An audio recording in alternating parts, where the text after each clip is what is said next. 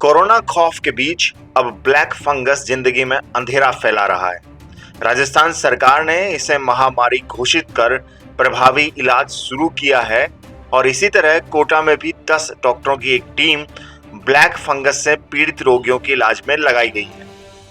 लेकिन बीमारी का प्रकोप बढ़ने के साथ ही रोगियों की तादाद भी बढ़ रही है। इसी बीच नेत्र रोग विशेषज्ञ सरकार से बीमारी को लेकर त्वरित रिसर्च की मांग कर रहे हैं, क्योंकि कोटा नेत्र विशेषज्ञ डॉक्टर सुधीर गुप्ता ने बड़ी आशंका जताई है।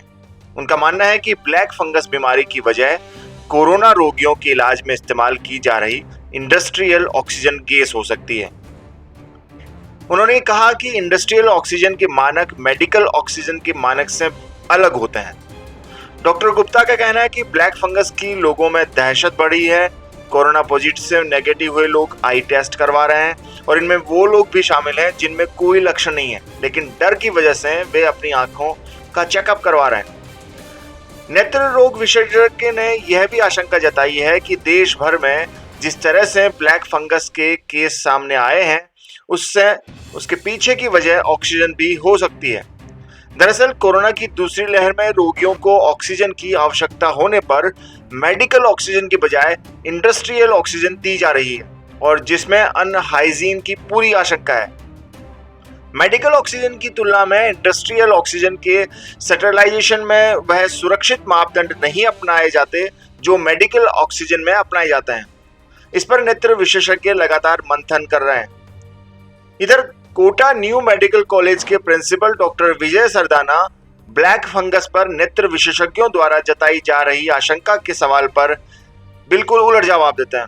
उनका कहना है कि फिलहाल कुछ भी कहने को जल्दबाजी होगी। विशेषज्ञों की ओर से इस पर रिसर्च की जरूरत है। उधर दवाओं की डिमांड पर कोटा एमबीएस अस्पताल के अधीक्षक डॉक्टर नवीन सक्सेना का कहना है कि दवाओं की भारी कमी है, पर हम लोग सभी लोगों से जो कोरोना महामारी से दौर से गुजरे हैं उनसे अपील कर रहे हैं कि इस बीमारी के लक्षण देखते ही डॉक्टर की राय, उनका परामर्श जल्द से जल्द लें। और अधिक खबरों के लिए बने रहें navbharattimes.com पर। हाँ, जिस तरीके के केसेस पूरे हिंदुस्तान में मिल रहे हैं और अभी जैसे हमने भी अखबारों से ही सुना कि राजकोट के एक अस्पताल के अंदर 500 से ज़्यादा केसेस ब्लैक फंगस के हैं।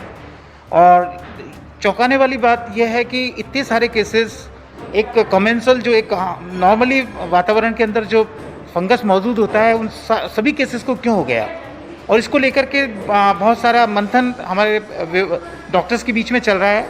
और एक बात सबको लग रही है कि हर एक केस को क्यों जिसको भी वेंटिलेशन की ज़रूरत पड़ी उसे फंगस क्यों हो रहा है। और इसको लेकर के एक सोच ये बन रहा है कि कहीं ऐसा तो नहीं कि जो ऑक्सीजन है, जो ऑक्सीजन इस्तेमाल हो रही है, जो कि नॉर्मली मेडिकल के बजाय इस बार कोरोना के समय इंडस्ट्रियल ऑक्सीजन का यूज़ हुआ है और जिसमें स्टरलाइजेशन के इतने एहतियात नहीं रखे जाते हैं जितना कि मेडिकल ऑक्सीजन के लिए रखे जाते हैं, तो कहीं वो वजह तो नहीं है। क्योंकि इतने सारे केसेस में ब्लैक फंगस का होना किसी भी डॉक्टर के गले नहीं उतर रहा है। उसे लग रहा है कि हर केस को कैसे हो रहा है और एक ही शहर के अंदर 500-500 लोग कैसे हो रहे हैं। क्योंकि ये तो हमेशा हम भी अपने जब पढ़ाई कर रहे थे तो हमने भी पढ़ा था इसके बारे में। और ये जो कमज़ोर लोग होते हैं, जो लगातार किसी ऐसी बीमारी से होते हैं जो कि बॉडी के डिफेंस को बहुत कमज़ोर कर देती है, जिनको स्टेरॉइड्स चल रहे होते हैं, जिनको डायबिटीज़ होती है, उनको होती है और नाक से शुरू होकर के आँख को अफेक्ट करते हुए ब्रेन तक चली जाती है।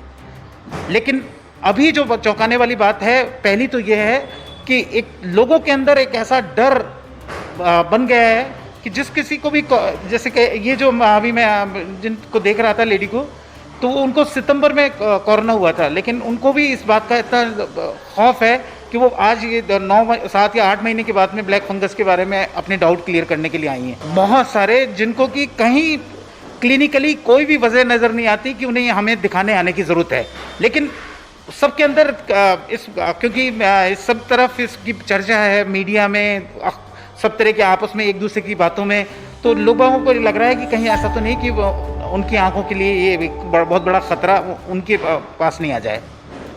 और दूसरी जो बात है वो, क्योंकि ये जो इंजेक्शन्स इसमें काम में आते हैं वो नॉर्मली उनकी बहुत कम ज़रूरत होती है, तो लेकिन अभी इतने सारे केसेस के चलते उन इंजेक्शन की शॉर्टेज हो रही है, और कहीं ऐसा नहीं हो कि रेमडेसिविर की तरह ये भी एक एक्सप्लॉयटेशन और एक गलत परंपरा का कारण बन जाए। हाँ, अभी कोटा शहर के अंदर कहीं भी एम्फोटेरेसिन बी इंजेक्शन, जो कि इसमें मेन ट्रीटमेंट है, वो कहीं भी उपलब्ध नहीं है, किसी मेडिकल स्टोर पे नहीं है।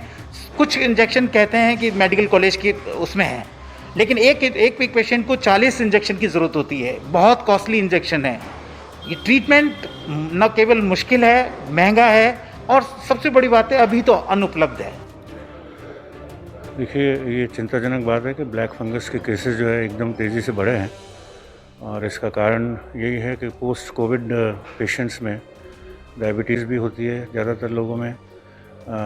उनकी इम्यूनिटी कम होने के दूसरे कारण भी होते हैं, वो स्टेरॉइड, जिसमें स्टेरॉइड का यूजेज एक है, ल्यूकोपीनिया दूसरा है। तो ऐसे में ये जो ब्लैक फंगस है, ऐसे लोग उसके संक्रमण के लिए प्रोन हो जाते हैं। ऐसे केसेस की संख्या इसलिए बढ़ी है, और इसको देखते हुए राज्य सरकार ने इसको महामारी भी घोषित किया है। और हम यहाँ अपने स्तर पर एक वार्ड हमने डेडिकेट किया, मेडिकल डी वार्ड, इसी के लिए, और एक 10 डॉक्टर का मेडिकल बोर्ड बनाया। उस बोर्ड में फिजिशियन हैं, न्यूरोलॉजिस्ट हैं, न्यूरोसर्जन हैं, एनेस्थेटिस्ट हैं, प्लास्टिक सर्जन हैं, जो कि केस बाय केस को स्टडी करके उनके मैनेजमेंट स्ट्रेटजी डिसाइड करेंगे।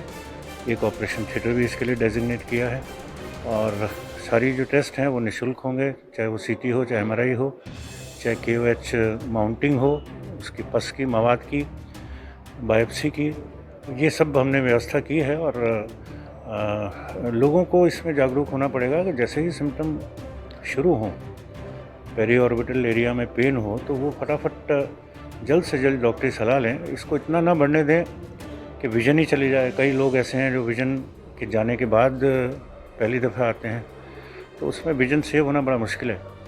जो साइट है, विजन है, वो बहुत एक प्रेशियस है, और ज़्यादा देर करते हैं तो ये ब्रेन में भी एंटर हो जाता है, एक ट्यूमर की तरह बिहेव करता है। तो इसलिए समय पर इसका इलाज होना आवश्यक है, जिससे कि न सिर्फ नज़र को बचाया जा सके, बल्कि वो जो डिसफिगरमेंट होता है सर्जरी के बाद में फेस का, वो भी बहुत हॉरिफाइंग होता है, उससे भी बचा जा सके। अभी 6 पेशेंट हमारे यहाँ एडमिटेड हैं, जिसमें 3 के करीबन ऑलरेडी नज़र जाने के बाद ही वो आए थे। तो हमारी जो कमेटी है उनको केस बाय केस मैनेजमेंट का डिस्कशन कर रही है। एक को तो आज सर्जरी के लिए भी लिया जा रहा है। तो केसेस जिस तरह से दूसरी जगह आ रहे हैं, उसी तरह के केसेस यहाँ आ रहे हैं, और इसमें जनता को जागरूक होने की ज़रूरत है कि वेट ना करें उसको बढ़ने का, उसके ठीक होने का। और अगर आपको कोविड हो चुका है तो जल्द से जल्द देखिए, जो डिफरेंट संपर्क सूत्रों से हमें मालूम चला है, उससे मेरा अंदाज़ा है कि 40 से 50 केस के बीच में तो होने चाहिए। नहीं, इसके कोई प्रमाण नहीं है अभी। ये कहना उचित नहीं होगा, अभी इतना जल्दी किसी निष्कर्ष पे पहुंचना उचित नहीं होगा। हाँ, इस पे एक्सपर्ट ओपिनियंस होंगी। अगर एक्सपर्ट ग्रुप की ओपिनियन की ज़रूरत है, तो एकदम से इस पे कंक्लूजन पे जंप करना उचित। नई महामारी घोषित हुई है, हमारे यहाँ वार्ड भी जनरेट हुआ है, आज एक थिएटर भी हमने चिन्हित कर दिया है। इसमें जो लाइपोसोमल एम्फोटेरेसिन, इसकी जो रिकमेंडेड ड्रग है, लाइपोसोमल अभी जो एम्फोटेरेसिन बी है वो उपलब्ध नहीं हो पा रहा है, और जो प्लेन एम्फोटेरेसिन बी है, कुछ चिकित्सक वो भी एडवाइस कर रहे हैं। अभी हमारे पास कल 10 पड़े हुए थे, तो हमने जो मरीज हमारे 5 भर्ती हैं उनको इशू कर दिए हैं।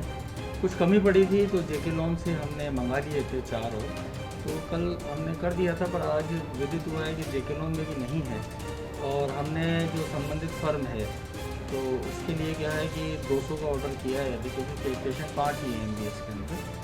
और हम प्रयासरत भी हैं, प्रधानाचार्य महोदय से बात हो गई है, यदि किसी भी दर पे, चाहे जयपुर में हो, कहीं भी मिल रहे, तो हम खरीद के प्रयास कर रहे हैं अभी।